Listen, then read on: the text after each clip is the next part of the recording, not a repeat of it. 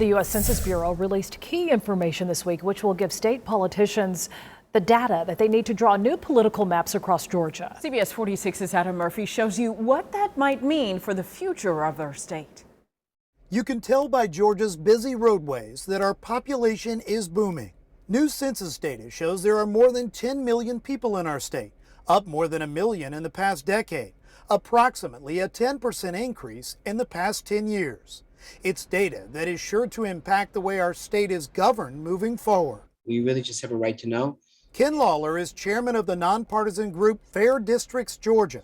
He said the new information will be used by our lawmakers to redraw legislative and congressional districts. We're now a swing state. We can't tell you what the right number of districts is yet by party because we haven't run the benchmarks. But if I had to guess, I think that there's going to be less of a chance for Republicans to have a long-term sustainable majority just because of the voting preference changes that we're observing. According to the data, Asian, Hispanic, and African American populations saw the largest growth, Caucasians being the only group to decline.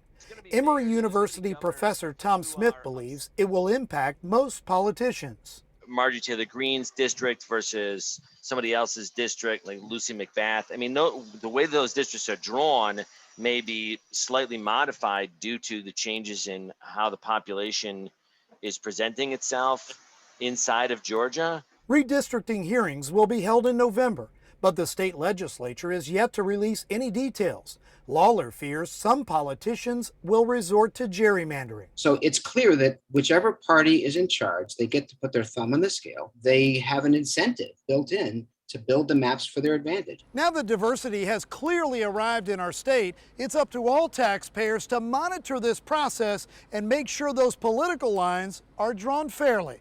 Adam Murphy, CBS 46 News.